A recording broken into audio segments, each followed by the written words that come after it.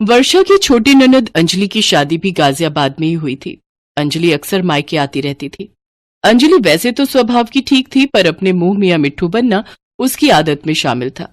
खासकर वो वर्षा के सामने खुद की बहुत तारीफ करती थी। ऐसे ही एक दिन घूमते हुए अंजलि अपने मायके पूछी, माँ कहाँ हो? अरे कोई है भी घर में या नहीं? नमस्ते भाभी, और माँ कहाँ है? वो खाटू श्याम जी बस जा रही थी, तो माँ जी दर्शन के लिए गई हैं। 2-3 दिन बाद आएंगी। तुम बैठो, मैं तुम्हारे लिए चाय बनाकर लाती हूँ। ठीक है भाभी। वैसे मैं तो माँ को ये पर्स दिखाने लाई थी। मैंने ऑनलाइन 350 रुपए का मंगवाया है, पर बाजार में तो 1200 रुपए का बिक रहा है। देखो मैं कितनी बचत करती हूँ। हाँ, पर्स तो अच्छा लग रहा है। कौन सी साइट से मंगवाया है? कोई नई साइट खुली है। शॉपिंग की बहुत अच्छे अच्छे ब्रांड हैं और सस्ते भी। रुको मैं अभी दिखाती हूँ। अरे मेरे फोन में तो नेट ही नहीं चल रहा। चलो कोई नहीं, फिर किसी दिन दिखाऊंगी। वर्षा अभी अंजलि से बात कर ही रही थी कि तभी अंजलि का फोन बज जाता है। अरे ये किसका फोन है? एक सेकंड भाभी। हेलो जी, मेरा नाम अंजलि है। यस। हाँ जी, मैंने एक हफ्ता पहले ऑर्डर किया था। जी मुझे मिल गया है मेरा पार्सल। जी बिल्कुल, आपकी सर्विस बहुत अच्छी है। डिलीवरी वो मुझे समय पर दे गया था। जी, पैकेजिंग भी बहुत अच्छी है। ओ मतलब, मैं कुछ समझी नहीं। क्या?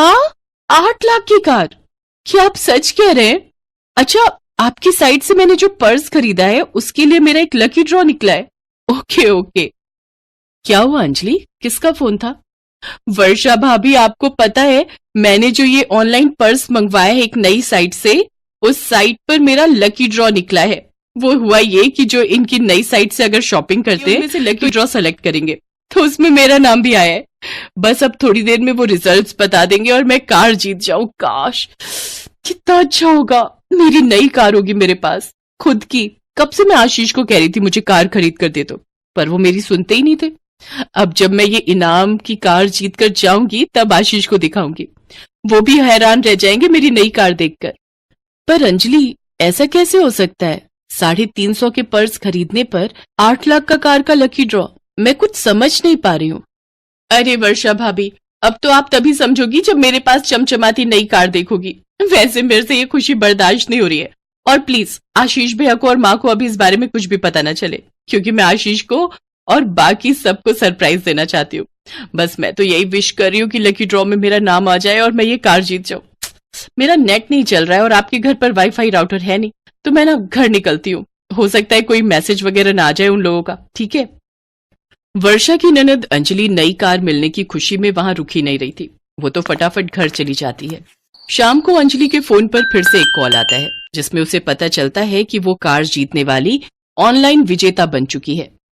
अच्छा, मतलब मुझे 50,000 रुपए आपको सबमिट करने होंगे। ठीक है, तो जब मुझे कार मिलेगी तो वो 50,000 रुपए मेरे वापस आ जाएंगे। तो मैं कल आपको 50,000 रुपए सबमिट कर दूंगी। आप मुझे ऑफिस का एड्रेस भेज दीजिए। अंजलि कंपनी के ऑफिस का एड्रेस ले लेती है। वो खुशी से फूली नहीं समा रही थी। वो घमंड में आकर अपनी भाभी वर्षा को फोन मिलाती है। अब तो देखना सब दंग रह जाएंगे, मैं कितनी बढ़िया कार जीत चुकी हूँ। बस अब तो एक दिन की बात और है, नई कार मेरे दरवाजे पर खड़ी होगी। अंजलि, मुझे ये ठीक नहीं लग रहा। तुम उन्हें 50,000 रुपए किस चीज के दे रही हो? ऐसे तो कहीं नहीं देखा। मेरी मानो तो एक बार फिर सोच लो। कहो तो मैं तुम्हारे साथ चलती हूँ। नहीं नहीं, मैं अकेली चली जाऊंगी। अच्छा नहीं लगता दो दो लोग जाएं। और अब तो आपको सीधा मैं पार्टी ही दूंगी, बस मेरी नई कार आने दो। और भाभी, आपको तो बिल्कुल भी नॉलेज नहीं है कि आजकल लकी ड्रॉ निकलते हैं, बहुत लोग इनाम जीतते हैं। मुझे तो ऐसा लग रहा है मैंने इनाम में कार जीती है, इसलिए आप मेरे से ईर्ष्या कर रही हो। यही बात है ना? ऐसा नहीं है अंजलि, तुम मेरी छोटी बहन जैसी हो। मैं तो सिर्फ तुम्हें समझा रही थी, क्योंकि आजकल बहुत धोखे होते हैं। चलो तुम एक बार हो आओ, फिर मुझे बताना। वर्षा का स्वभाव इतना अच्छा था कि वो अंजलि की किसी भी बात का बुरा नहीं मानती थी। उसे तो बस इस बात की चिंता थी कि अंजलि किसी नुकसान में ना पड़े। अगले दिन अंजलि अपने पति आशीष को बिना बताए कंपनी के ऑफिस जाती है, जहां से उसे फोन आया था। वहां अंजलि की तरह ही कुछ लोग और भी बैठे थे। अंजलि उनसे भी बात करती रही। अंजलि को तसल्ली थी कि वो सचमुच कार जीत रही है। मैडम, ये जो और लोग आपको दिख रहे हैं, इन्होंने भी आपकी तरह ही कार को जीता है। 50,000 रुपए आप रिसेप्शन पर जमा करवा दीजिए, बाकी सबके जमा हो चुके हैं। एंड आपके लिए ये बहुत बड़ी खुशखबरी है कि आपकी नई कार जो आपने लकी ड्रा में जीती है, वो कल सुबह 11 बजे तक आपके घर के दरवाजे पर खड़ी होगी जी। सच? Oh thank you so much sir, मुझे नहीं पता था कि आपकी साइट से इतना सस्ता सामान खरीदने के बाद एक दिन ये मौका मैं अपनी सारी फ्रेंड्स को आपकी शॉपिंग साइट के बारे में जरूर बताऊंगी। बधाई हो मैम, आपके साथ साथ मैंने भी नई कार जीती है। वाकई में बहुत अच्छी शॉपिंग साइट है ये। अच्छा, आपने भी कार जीती है? कॉन्ग्रेचुलेशंस। अंजलि को अपने साथ के और लोगों को वहां देखकर तसल्ली हो जाती है। अंजलि रिसेप्शन पर पैसे जमा कर देती है और खुशी खुशी घर आ जाती है। उस रात तो अंजलि को खुशी के मारे नींद ही नहीं आ रही थी। वो तो सोच रही थी कि अगली सुबह जल्दी से हो और 11 बज जाए। क्या बात है अंजलि, तुम बार बार घड़ी की तरफ क्यों देख रही हो?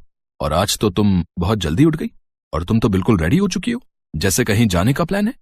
हाँ, वो मेरी एक फ्रेंड ने आना था तो उसी का वेट कर रही हूँ। आप नाश्ता करो, मैं अभी आई। 11:30 हो गए। उन लोगों ने तो कहा था 11 बजे तक कार आ जाएगी। हो सकता है ट्रैफिक में लेट हो गए हो, थोड़ी देर और इंतजार करती हूँ। काफी देर तक जब कोई कार अंजलि के दरवाजे पर नहीं आई तो अंजलि ने फोन मिलाना शुरू किया, पर सामने से कोई फोन नहीं उठा रहा था। अंजलि पूरी तरह से घबरा चुकी थी। वो आशीष के जाने के बाद उस एड्रेस पर दोबारा पहुंचती है, पर ये क्या, वहां पर तो कोई ऑफिस था ही नहीं। अंजलि घबरा जाती है। उसके साथ के 4-5 लोग और थे, वो भी परेशान हो रहे थे। सबको सच्चाई पता चल जाती है। उन सबके साथ धोखा हुआ था, उन्हें ठगा गया था। वो एक ठग शॉपिंग साइट थी जो बहुत से लोगों का पैसा लेकर भाग चुके थे। अंजलि रोती हुई वर्षा के पास पहुंचती है और उसे सारी बात बताती है। वर्षा भाभी, अब मैं क्या करूंगी? वो रुपए आशीष ने रखने के लिए दिए थे। अब आशीष मेरे से उन रुपयों के बारे में पूछेंगे तो मैं क्या जवाब दूंगी? मैंने तो सोचा था जब कार आएगी तो वो पैसे वापस आ जाएंगे, पर अब ऐसा नहीं होगा। चिंता मत करो अंजलि, कोई ना कोई रास्ता निकल आएगा। परेशान मत हो, रोना बंद करो, चुप हो जाओ। वर्षा जानती थी कि अंजलि अगर अपना कुछ भी सोना बेचकर पैसे लेगी तो आशीष को पता चल जाएगा। इसलिए वर्षा अपनी सोने की चेन बेच देती है और 50,000 रुपए अंजलि को दे देती है। अंजलि की आंखों में आंसू आ जाते हैं। उसने जो गलती की थी उसके बारे में सिर्फ वर्षा जानती थी। वर्षा ने किसी को भी अंजलि की इस गलती के बारे में नहीं बताया, ना ही अपनी सास को, ना ही अपने पति को, और आशीष तक भी ये बात नहीं पहुंची। वर्षा भाभी, मुझे आपकी बात माननी चाहिए थी। मैंने आपकी बात को नहीं माना और आज धोखाधड़ी का शिकार हो गई। पर आपने मेरे ऊपर जो एहसान किया ये मैं कभी नहीं भूलूंगी, और मैं वादा करती हूँ कि मैं ऐसे धोखाधड़ी और नकली शॉपिंग साइट से कभी कुछ नहीं मंगवाऊंगी। मैं हमेशा अच्छी और विश्वासी शॉपिंग साइट से ही ऑर्डर किया करूंगी। अंजलि अपनी भाभी वर्षा से उल्टा बोलने के लिए भी माफी मांगती है और घर आकर रुपए संभाल कर वापस अलमारी में रख देती है। तभी आशीष उसे आवाज लगाता है। अरे वर्षा, तुम्हें पता है टीवी में दिखाया जा रहा है, ये देखो, एक फर्जी शॉपिंग साइट ने कुछ लोगों को नई कार देने का बहाना करके 50,000 रुपए ऐंठ लिए और काफी लोगों को ठग कर भाग गए और उनका कुछ पता ही नहीं चल सका। तुम भी थोड़ा ध्यान रखा करो। मैं कई बार देखता हूँ तुम किसी भी लोकल सोशल शॉपिंग साइट से कुछ भी मंगवा लेती हो। हमेशा बड़ी शॉपिंग साइट से ही सामान मंगवाया करो। आशीष की बात सुनकर अंजलि की आंखें शर्म से झुक जाती हैं, क्योंकि वो भी तो इसी गलत शॉपिंग साइट के द्वारा ठगी गई थी। आज उसकी भाभी वर्षा न होती तो आज वो अपने पति आशीष से नजरें मिलाने के काबिल भी नहीं थी।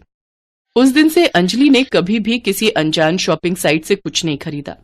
अब वो हमेशा फेमस और अच्छी शॉपिंग साइट से ही शॉपिंग